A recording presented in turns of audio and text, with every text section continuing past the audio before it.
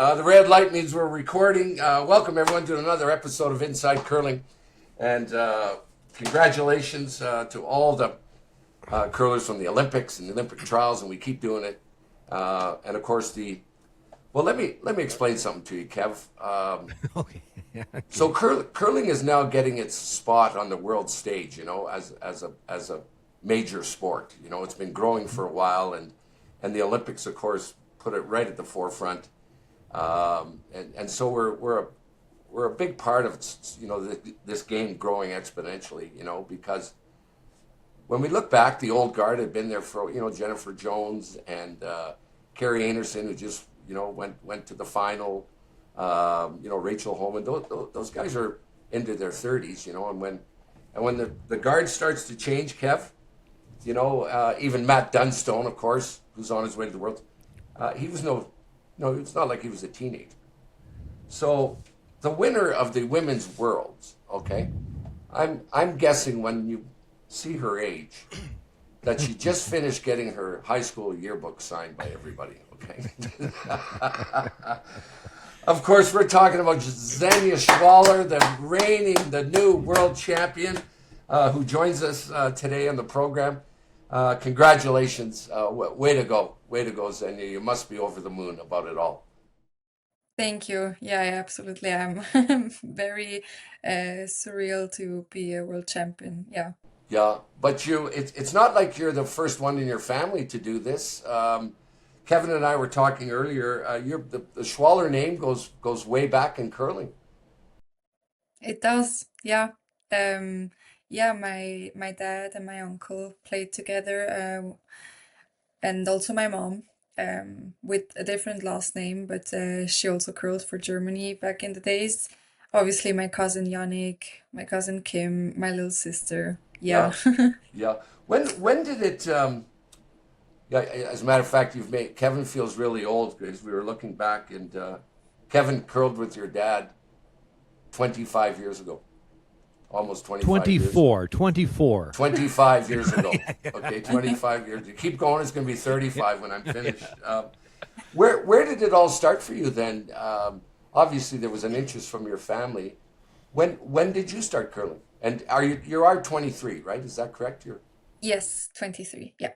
I actually started quite late, like around 10. I wasn't too interested in playing curling when I was younger because yeah, my first memories of curling were watching my dad and my mom compete, and I always had to join them to go practice, sit around at the curling club, so I wasn't too interested into curling. And then when Yannick started playing, he also started quite late and he got quite good at it. I remember him playing World Juniors, and that's how I got more interested. Yeah. Yeah. Speaking of World Juniors, you won that a couple of years ago as well. Yeah. Congratulations. If it wasn't going to be curling, take me back then to those days. Were you interested in other sports then before you grabbed onto curling? Yeah, it's funny you ask me that. I'm not very talented in any other sports, to be honest. My my my team and my parents always make fun of me because when people ask me what I did before I started curling, I say I danced or played tennis or karate for a long time, but yeah, no talent at all. So I tried curling. Yeah, And where are you from in Switzerland? Zurich. Yeah. Oh, in Zurich. Okay. And you never skied? You didn't even ski or anything? I did, like as a kid.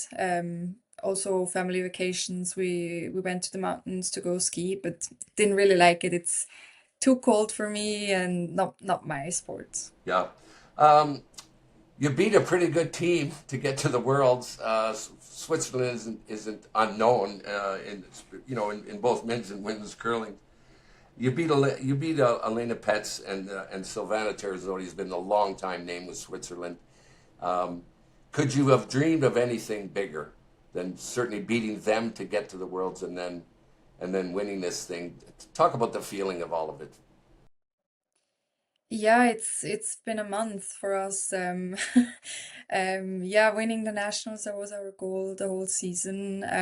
Everything led up to this event, and I was really happy for my team that it worked out. Like we had a pretty good event. And yeah, that was a big milestone for us to win nationals and get to that world stage and represent Switzerland. We came close 2 years in a row. We lost the final 2 years ago to Tirenzoni and last year to Hürlimann, which was quite a tough loss for us. So I was really happy that it worked out this time. Was I'm guessing Elena and Terenzoni were mentors of yours when you were growing up through curling. Yeah, absolutely. Our idols. Obviously, not too long ago, they helped us, gave us some tips and advices when we were in juniors before we played Worlds. And yeah, now we get to play against them, and it's a pretty cool feeling. I'm guessing in the final of the qualifier, to win the nationals, it would be a little weird saying, "Hey, you guys, you've been a mentor of mine, and without you, I would have never got interested in curling, and now I want to kick your butt." um, That's Go the ahead. natural progression, Jim. Yeah, That's the way it's supposed to work. yeah, that's the way it's supposed to work. Yeah, go ahead, Kev. Yeah.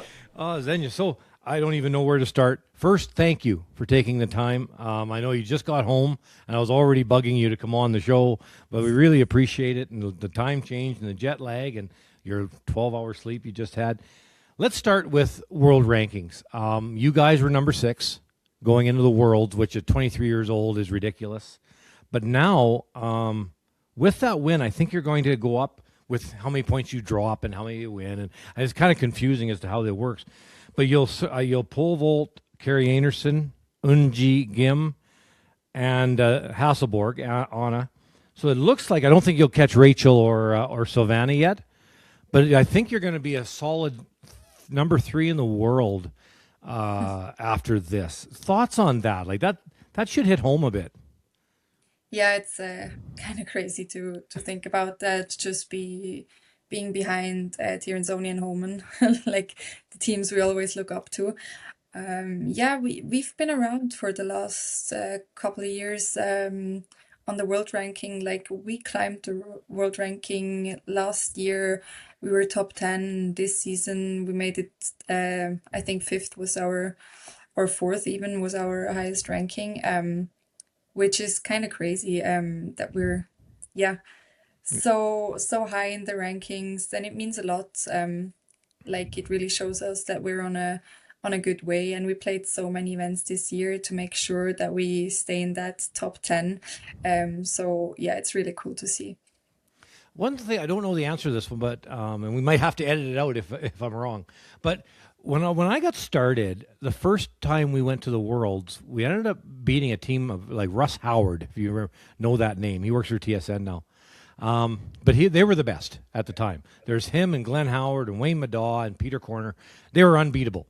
So anyway, but they didn't win the Brier in '91. We did, and I was just you weren't brash, but I was brash young person, and but not everybody was a fan of a young person winning. Have you had any backlash from fans because you beat the perennial favorite for many years from Switzerland, and you beat them? Have there been any negativity from the old fans? Absolutely. Oh, Oh, wow. Yeah. okay. Well, there was with me. Like, I'm not, this was a pure fluke question. yeah, Go ahead, tell me no. about it because I lived it too. Absolutely, yeah. Like on social media, it wasn't fun to go through the comments. To be honest, like there were more negative comments about us winning and going to Worlds than positive, unfortunately. But yeah, I understand the negativity about it a little bit. Obviously, with the nationals being right after the Olympics, I got the point of the fans why they weren't too happy about the timing. Um, it got even more after we lost our first game against Japan. They were yeah, rude comments under Huh. Instagram posts or Facebook or under the like online newspaper. Um, yeah, I turned off my Instagram, Mhm. like the messages, just to protect myself and my team, because yeah, like obviously it gets to you when you read that, but I also some comments, I understand their point. I just thought that they should give a younger team a chance as well. And yeah, I think we proved that we were also Mhm. capable of representing our What country. what? Give us an idea of what who would want to be negative about that. What were they saying? Give us an example. Yeah, you know, in Switzerland, they only look at Europeans, Worlds, and the Olympics, like the curling fans, because the Swiss news only really talk about that. And the people that are not too much into curling didn't really know that we've been on the tour for years now, and that we're high up in the rankings as well. And it was just comments about that we don't deserve to be the team that represents our country because we're not the best in our country. And after the Olympics, team Team Tirrenzoni deserves to go to Worlds because they were, yeah, but and I get it, like winning a silver medal at the Olympics, it's like the biggest thing in our sport, and it's a huge accomplishment. And I also understand why people think they were tired at nationals. I get all of that. I just think that it wasn't very fair to us just saying that we only won because of that, because I think we showed a good, like great curling at nationals and now also at the worlds. So yeah, I just thought that maybe they should give us a chance to. But yeah, it is what it is. Well, you know what the good news is? You're never going to have to listen to that again. Right? Yeah. Best way to show a negative comment is beat everybody. Yeah. Yeah. Good for you. Oh, that's crazy. I remember the 91 Worlds. Now, we didn't have social media. There was no such thing. It wasn't invented Mhm. yet. But I got letters in the mailbox. I know that's not a thing anymore, but I got letters, and there's two of them. I actually read these I spoke at a policeman's banquet about 2 weeks later, an Alberta policeman's banquet thing. And I brought those letters, I actually read them up front. It was kind of cool. So the one I opened, and I started with the good one. So I read this one from a lady from Regina, Saskatchewan. It was like, "Oh, you did great, blah, blah, blah, blah, blah, blah, blah." Like all flowers, all nice, all flowers. Then I read the other one, and I won't say the name, but I remember her name, and this is almost 25 years ago. So anyway, this lady writes, "I'm embarrassed to be a Canadian." Oh no. Oh And it no. got worse. But yeah, Yeah. she just ripped me apart, like everything you couldn't imagine. Yeah. She wore out a whole pen. So, it was funny, and I read them both because I started with the flowery one, and everybody's like this. Oh, you don't read stuff like that. That's terrible. Until I read the other one, and they go, "Holy cow, you got that!"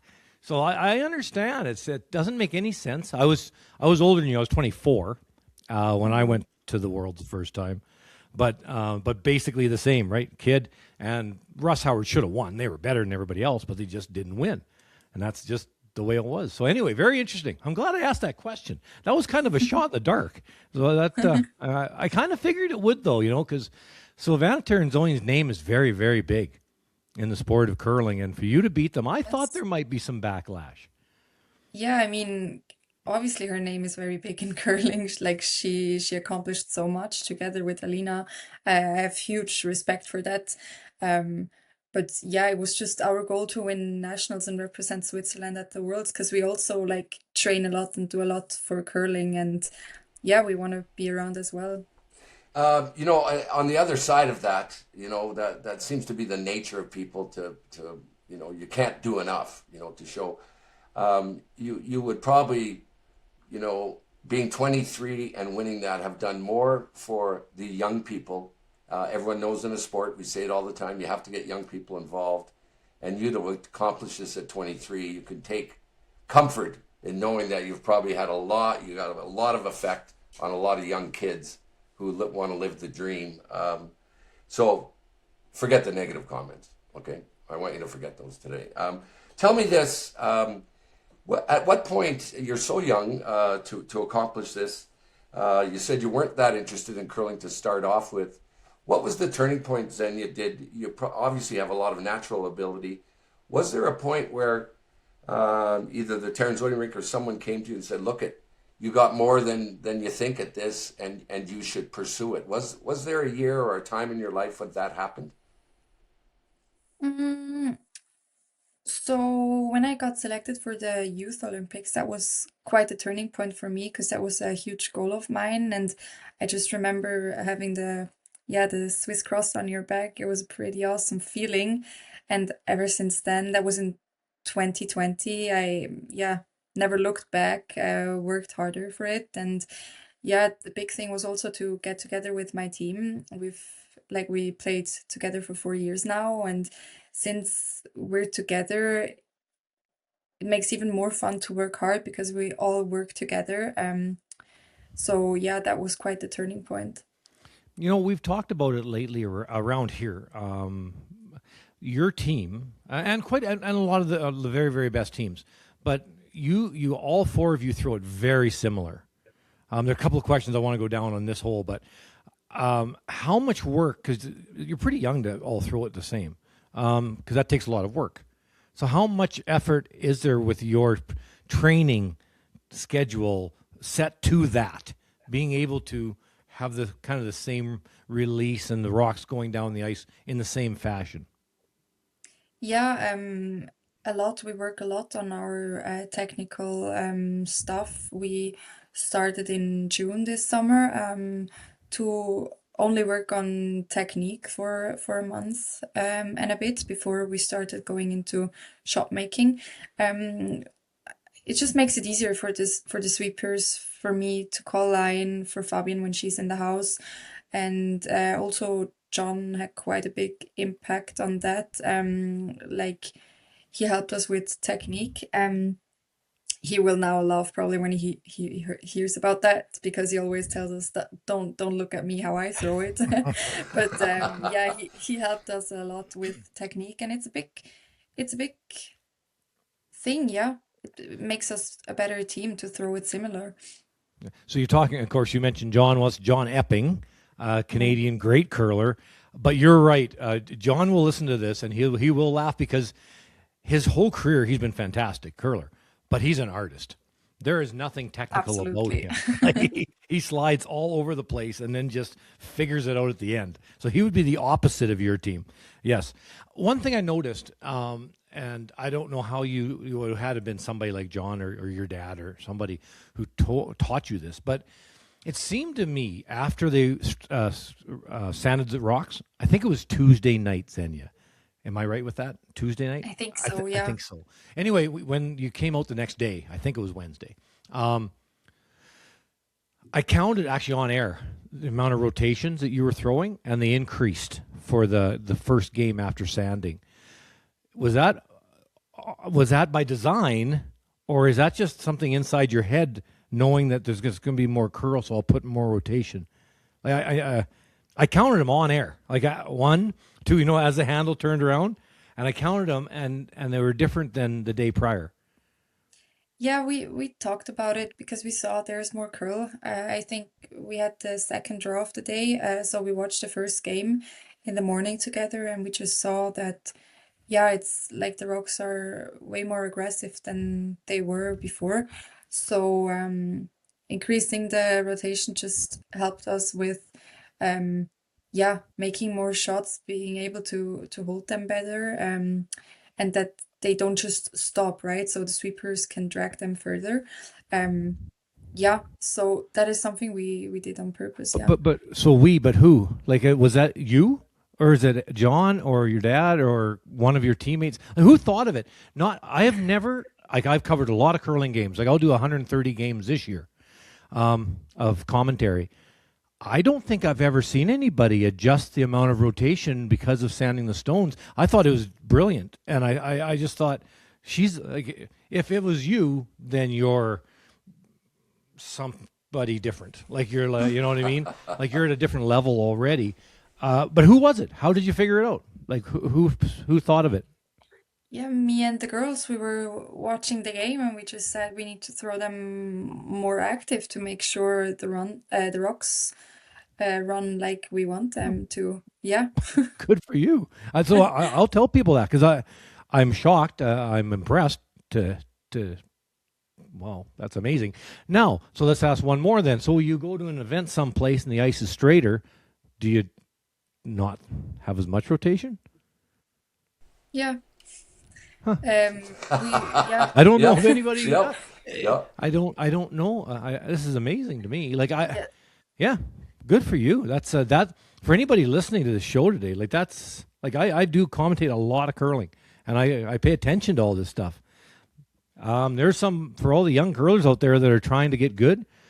That's really important, and the lack of rotation. You jump in anytime you want, Xenia, but when you have straighter ice, less rotation, you can get more finish. And then if they sand the stones, that means that the ice will go from 4 feet of curl to, boy, it was like 6 that morning or that day. So 6 feet, 7 feet of curl. So if you throw that slow rotation, you're going to get 7, 8 feet of curl. If you put more rotation on it, you'll get back to 5 feet again, and it's more controllable. So that's quite amazing. I've never seen anybody who adjusts their delivery according to the conditions. So that's good for you. I'm surprised. That's unreal. Go ahead, Jimmy. I got nothing more to add to that. I'm Yeah. shocked. Xenia, one of the things that has happened over the last little while are the Asian teams who've come along and who are so good. And when we look into that, I say, how'd they get so good so fast? It's not Canada's game anymore. And there's always this talk of gripping practices that they do, long days, full time on the ice, practice, practice, practice. How did you get so good so fast, Xenia? And can you give us an idea of how much time you have spent over the last several years curling? What's a typical day for you? Yeah, I think we're quite similar to the Asian teams actually. We do quite a lot like this summer. When we set our training schedule, we said that that could be an Asian team as well, where we were on the ice a lot. So for us, last year we did sports military all together. So we basically lived together at the military base here in Switzerland and curled full time.